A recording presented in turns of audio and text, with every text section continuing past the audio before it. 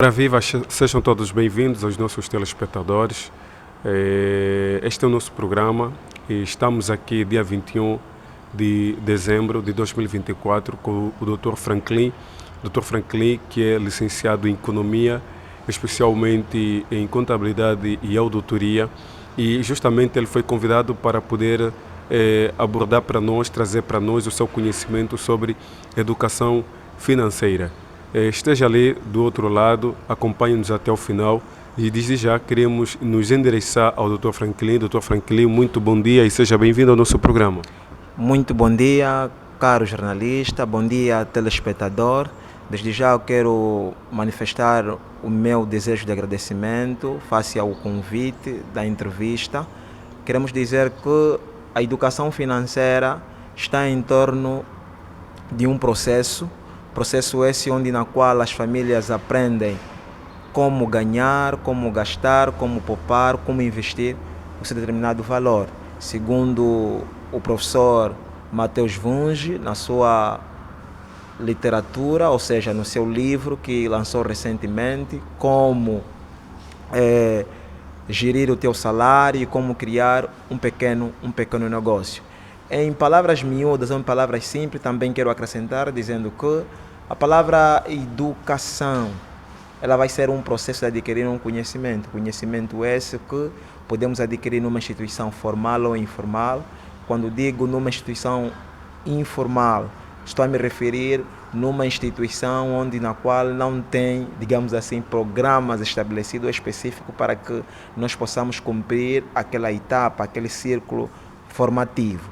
Já uma instituição formal, estamos a dizer, são todas as instituições, aliás, onde podemos adquirir conhecimento por intermédio de um programa específico, que pode ser, por exemplo, um ano, semestralmente, trimestralmente ou quadrimestralmente, e assim sucessivamente. Já a palavra financeira, ela está dividida, ela deriva da palavra finança, que vai ser dinheiro, pecúlia, em outras palavras, como por exemplo na nossa língua materna estamos a dizer lombongo.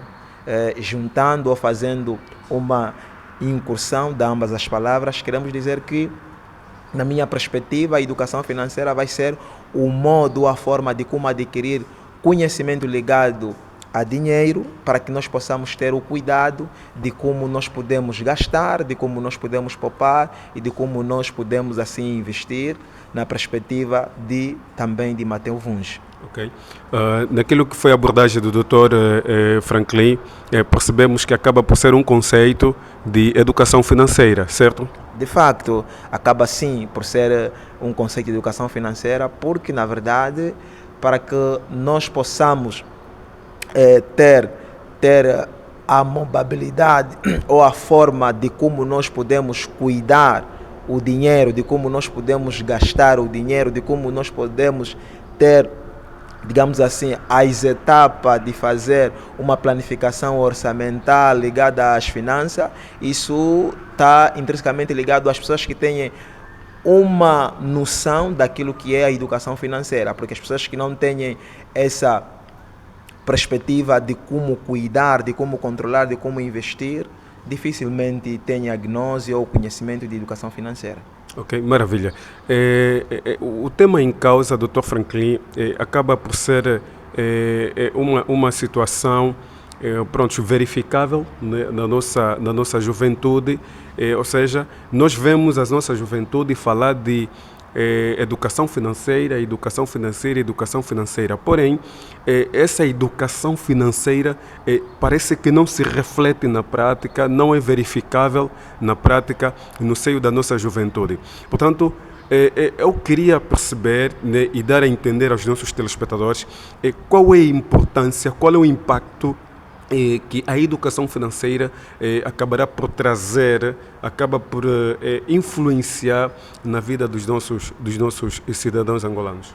Bem, os impactos são vários por quê? Porque, olhando no contexto do país, desde 2014 que nós temos uma crise econômica e financeira. E, na verdade, os princípios econômicos nos ensinam que as pessoas vivem de acordo determinado rendimento. E o contexto que nós vivemos em Angola nos remete a mergulharmos e a viver aos princípios da educação financeira, razão pela qual quero dizer que o primeiro impacto a se ter em conta é que vamos ter uma sociedade equilibrada. Como equilibrada? Menos gastos.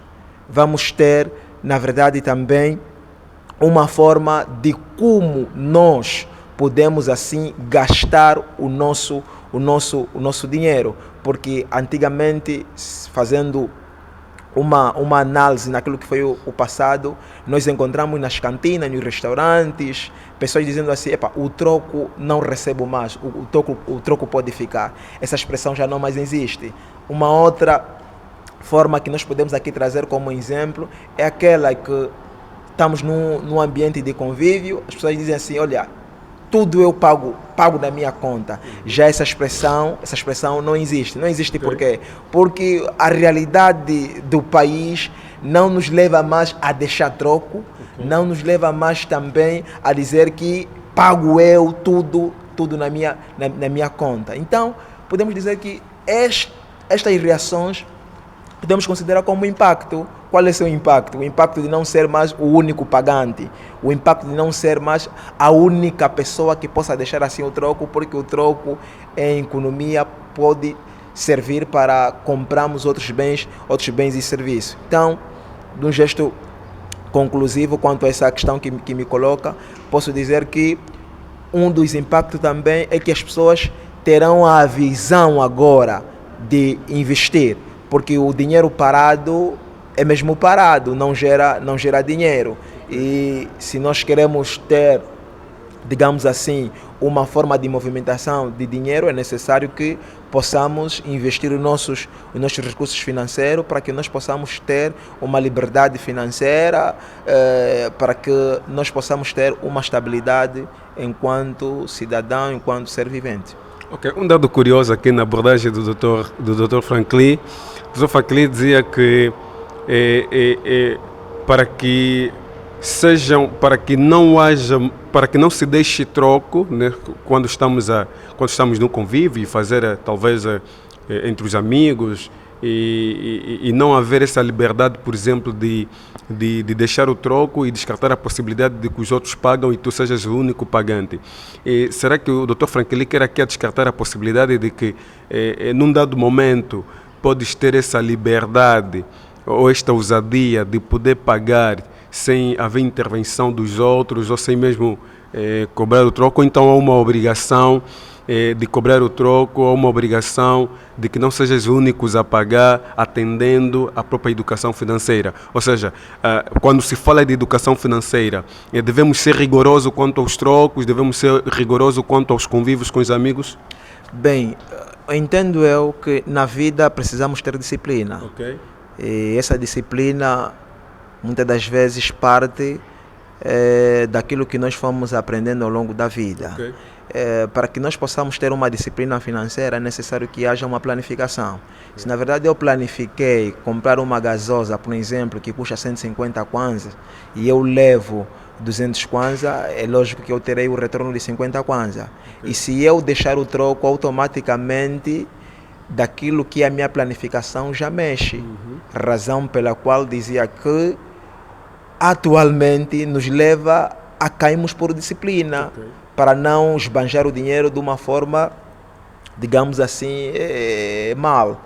Por outra também, na questão de ser pagante em torno de um convívio, é normal, nós pagamos, mas desde que esteja na nossa planificação financeira, okay, porque só gastar, não sabermos como gastar, ali mexe, na verdade, com a nossa forma de como lidar com o dinheiro. Deixa eu só aqui contar um incidente que ocorreu há tempos. Eu estive em minha casa e depois decidi tomar um lanche. Então decidi ir à padaria, comprar lanche e eu estipulei um valor específico para poder gastar. Só que enquanto eu ia para a padaria, me encontrei com um amigo. E ali o amigo pronto, me interviu e perguntou-me onde eu estava a ir. Eu lhe disse que iria à padaria comprar alguma coisa para me comer. E ele mostrou interesse aí comigo, né? E ele dizia que precisava também comer. Pronto, automaticamente eu fiquei assim, sem jeito, porque eu havia estipulado um valor para poder comprar. Quer dizer, o valor que eu estipulei para poder comprar era simplesmente específico para mim, limitado para mim. E ele, pronto, entrando nesse jogo, automaticamente acabou por quebrar. Eu tinha que gastar mais que aquilo que eu havia estipulado. E pronto, eu não vi qual é o posicionamento que talvez eu teria diante dessa situação e qual é o posicionamento, se caso os nossos telespectadores se depararem com essa situação, poderiam ter. Bem, situação do gênero é recorrente na nossa sociedade, no mundo em geral. Quando essa situação... Sem ferir a Bíblia, até porque o Dr. Franklin também aqui é teólogo. De facto. Sem ferir mesmo a Bíblia. Bem, e olhando naquilo que acabaste de dizer, a Bíblia é clara, lá em Provérbios 16, versículo 1 a 6, a Bíblia diz que o Senhor deu a liberdade ao homem de planificar. Okay. Então, quer dizer que a questão da planificação foi-nos outorgada, sim, mas a sua execução depende efetivamente de Deus. Sim. E também, enquanto professor, nós aprendemos que a planificação não é rígida. Planificação é flexível, em função do contexto da realidade que você se encontra, vai te obrigar, na verdade, muitas das vezes, você a mudar aquilo que você planificou. Não fuja do contexto que o cabo jornalista me apresenta, okay, que é, na verdade, mudar. Foste com um valor e, de repente, se encontraste com alguém para mudar. Mas nós entendemos que dentro da planificação, sobretudo da planificação financeira, há um fator, há um ponto-chave que nós podemos também colocar e não esquecer, que é os imprevistos. Ok, imprevisto. De acordo com o teu rendimento, então você vai colocar lá aí um item chamado imprevisto. O que é o imprevisto? O imprevisto vai ser o valor que muitas das vezes nós vamos alocar ou guardar, que possam salvaguardar para acudir situações eventuais. Okay. Como, por exemplo, essa que você acaba de apresentar, a questão de óbito, ninguém programa óbito. Então, esses imprevistos nos ajudam a cobrir essas necessidades ou esses desejos que nós podemos, assim, nos deparar na nossa realidade. Ok. E o Dr. Franklin, por acaso, acha que a nossa sociedade não tenha atentado para a educação financeira? Qual é a análise que tu fazes para a nossa sociedade? Será que não tem levado a cabo a educação financeira daquilo que tem sido talvez os estudos, né, que o Dr. Franklin talvez já tivera feito? Bem, num contexto científico, eu não tenho dados taxativamente para que eu possa apresentar para os telespectadores e também para o caro jornalista, mas quero fazer aqui uma incursão empírica, okay, empírica, porque também é um dos métodos científicos que nos ajuda a ver. Okay. Daquilo que eu costumo observar socialmente, ainda a literacia ligada à educação financeira, digamos, é uma gênese, é um princípio iniciante. Temos, na verdade, um índice muito pouco de pessoas que têm a educação financeira, mas o contexto que nos apresenta em Angola está a nos levar à materialização desses conhecimentos ou desse conteúdo. Okay. Digo isso porque hoje é dia 21, comparando a 10 anos atrás, não era assim o nosso país. Não era assim o nosso país porque antigamente, dia 16, 17, 18, 19, o salário já está na conta, digo, a função pública e uma parte do privado, e encontramos um círculo tão elevado de pessoas a fazer compras e compras sem não olhar, na verdade, para o dia do amanhã. Por isso é que para nós, como angolano, o mês de janeiro para nós é como se fosse bicho de 7 cabeças, porque nós não tínhamos como gastar em nossa vivência, é só gastar, não pensar no dia do amanhã. Ok, parece que a educação financeira hoje acaba por ser relevante por causa da realidade que o nosso país enfrenta. Portanto, eu queria aqui me direcionar quais as dicas que o Dr. Franklin deixaria para todos aqueles que têm dificuldade de educação financeira. Quais são as dicas que o Dr. Franklin deixaria aqui para o nosso telespectador? Bem, uma das dicas, eu quero viajar naquilo que o Mateus Vunge, o professor Mateus Vunge, ele apresenta no seu livro, como gerir o teu salário, como criar um pequeno negócio. Ele fala que é necessário nós tivermos a capacidade de como gastar o nosso dinheiro. Como gastar o nosso dinheiro? Okay. Bem, para nós gastar o nosso dinheiro, nós temos que ter, em primeira instância, a planificação financeira. E a planificação financeira está em torno do orçamento. O que é que vai ser um orçamento? O orçamento vai ser uma listagem de todos os nossos gastos. Aquilo que nós necessitamos como prioridade, aquilo que é secundário, aquilo que é terciário. É o orçamento que vai nos ajudar também a cortar certos gastos que não são tão relevantes para a nossa própria vivência. É o orçamento que vai nos indicar, na verdade, quanto é que eu posso poupar. É o orçamento que vai nos indicar como é que eu posso investir. Uma outra dica, precisamos poupar. Okay. O que é que vai ser, na verdade, poupança? Bem, cientificamente, poupança é igual a rendimento menos despesa. Mas a questão da educação financeira é diferente. O que é que vai ser, na verdade, poupança na educação financeira? Poupança vai ser um valor que nós guardamos para nós investirmos. Poupança também pode ser um valor que nós guardamos para satisfazer um desejo de um determinado bem. Um exemplo, eu quero comprar uma televisão que custa 10 mil kwanza, mas eu ganho 5 mil kwanza. Então tenho que reservar um dinheiro até um determinado tempo. Por exemplo, se eu tiver uma poupança de 1000 kwanza, vai me levar a ter 10 meses para que eu possa conseguir. Okay. Mas que eu quero aqui dizer que devemos poupar para investir. Okay. Investir por quê?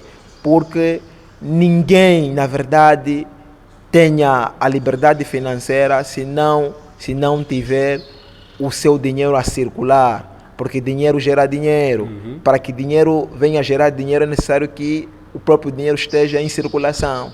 E essa forma de investir nós podemos encontrar de várias formas, de várias maneiras. Podemos fazer uma aplicação financeira no banco, olhando as políticas de cada banco, colocamos lá. Uma outra também é nós empreender, olhar numa determinada área onde tem um certo problema e nós conseguimos lá selecionar aquele problema para que, na verdade, nós possamos ganhar dinheiro. Uma outra dica que eu posso aqui dar a respeito da pergunta que me coloca, bem, a educação financeira nos ensina como controlar a nossa verba. Okay. Geralmente aqueles que são economistas, aqueles que são amantes da literatura, da literacia econômica, são chamados de agarrado. Não é bem assim agarrado. É a necessidade de desconstruir essa ideia. Talvez o doutor pode aproveitar essa oportunidade para poder esclarecer os nossos telespectadores. De facto, não é bem agarrado. É que o economista e, sobretudo, aquele que tem a educação financeira na sua vivência cotidiana, ele tem uma vida regrada, ele tem uma vida disciplinar, ele tem uma vida, digamos assim, o A tem de ser cumprido, o B tem de ser cumprido, independentemente da circunstância que o contexto nos apresenta. Um dos exemplos que eu quero aqui trazer não é a história do escritor Ricardo Kanyama. Ricardo Kanyama traz o seu livro A Cabra da Minha Mãe. Sim. Olhando na história daquele livro, nós vamos encontrar que Ricardo Kanyama e seus irmãos tinham grande dificuldade de fome. Sim. E obrigavam a sua mãe a tentar matar a cabra para saciar a sua fome, mas a mãe tinha um pensamento, tinha uma ideia futurística, dizendo que se eu matar a cabra, dificilmente teremos mais cabras para conseguir saciar o desejo, a necessidade de carne. Sim. Então, razão pela qual a mãe aplicou a disciplina, dizendo que eu não posso matar a cabra, porque tinha na sua mente de que a cabra podia gerar cabra. Então, esse pensamento de dizer que os economistas são agarrados não é bem agarrado. Sim. Até o satisfazer o desejo, se calhar financeiro, de uma coisa por parte das famílias, por parte das amizades, por parte da comunidade que nós estamos inseridos, está em torno da planificação financeira, do orçamento que o economista ou a economista tem. Sim, um dado curioso naquilo que é o livro do Ricardo Canhama. Sim. Ele dizia que o dinheiro, ou seja, poupança que não serve para o investimento é nada. Quer dizer que toda poupança tem que haver um propósito. Não pode só fazer uma poupança e ficar ali na conta, por exemplo. Tem que sempre gerar dinheiro. E enquanto o Dr. Franklin falava, né, sobre a poupança, o dinheiro, gerar mais dinheiro, fez-me lembrar dessa passagem do Ricardo Canhama. Bem, de facto ele fala isso no seu livro, é normal ele expressar isso. Sim. E tu disseste muito bem, toda poupança tem que ter um propósito. Sim. E eu dizia que existem duas formas de poupar. Sim. Bem, eu não tenho a capacidade, não tenho a capacidade de comprar um tênis agora em função do rendimento que eu tenho agora. Então, se eu não tenho a capacidade agora de comprar o tênis que eu preciso em função do rendimento que eu ganho, então eu posso reservar, eu posso poupar um dinheiro para que quando eu atingir uma determinada etapa eu possa comprar o tênis que eu necessito. Okay. Aquilo que nós podemos encontrar no provérbio da galinha, não é? Grão a grão, a galinha enche o seu papo. Okay. Então, este princípio podemos aplicar, na verdade, naquilo que é poupança. E tu disseste muito bem, a questão do propósito. Tudo está ligado em propósito. Para eu investir numa determinada área, eu sei que vou precisar de capital. Sim. E o capital que eu tenho presencialmente, por exemplo, é de 50 mil kwanza, mas eu quero investir numa área de 100 mil kwanza. Então eu vou reservar valores até que eu atinja esse valor. Qual é o propósito? Investir naquela área. Okay. Sim. Okay. Tá bom. Penso que já estamos no final e nós queremos agradecer aos nossos telespectadores que nos acompanharam ou que nos acompanham desde o princípio até este preciso momento. E já, Dr. Franklin, as últimas dicas, as últimas considerações. Dr. Franklin quer mandar abraços, quer dar algumas observações em torno daquilo que foi o nosso tema, por favor. Bem, muito obrigado. Mais uma vez eu quero expressar a minha singela forma de agradecer a equipa do vosso canal jornalístico. Também eu quero agradecer os telespectadores por terem nos acompanhar. Mas a dica que eu quero aqui dar é o seguinte: nós estamos na quadra festiva. E na quadra festiva, muitas das vezes, as pessoas tendem a viajar em fazer gastos desnecessários. Para o setor público, desde o mês de agosto que estão a receber a parcela do 13º. Seria bom que essa última parcela alocassem para o mês de janeiro em outras necessidades ligadas na prioridade. Okay. Na prioridade. Bem, uma outra dica que eu posso aqui deixar para os telespectadores: vamos aprender a educação financeira, porque a educação financeira, na verdade, é uma das áreas econômicas que nós não aprendemos na escola, nós não aprendemos, digamos assim, no seio familiar, no contexto angolano. É necessário nós possamos viajar na educação financeira, porque a educação financeira é muito importante, é muito fundamental, porque nos ajuda a ter a racionalidade financeira, nos ajuda a ter um controle, nos ajuda como poupar, nos ajuda como investir. Meu muito obrigado e um bem-aja a todos e a todas. Tá, contaremos consigo nas próximas ocasiões, Dr. Franklin. Sem problema. Muito Tá, obrigado. Tá, muito tá obrigado. bem, então, boa chegada em casa. Muito obrigado, nossos telespectadores. Terminamos com o nosso programa. Este é o nosso programa de jornalismo. Tratamos de vários assuntos e contamos contigo nas próximas ocasiões. E acompanhe-nos sempre no Facebook. Irineu Notícias é o nosso canal do Facebook. Muito obrigado. Até já.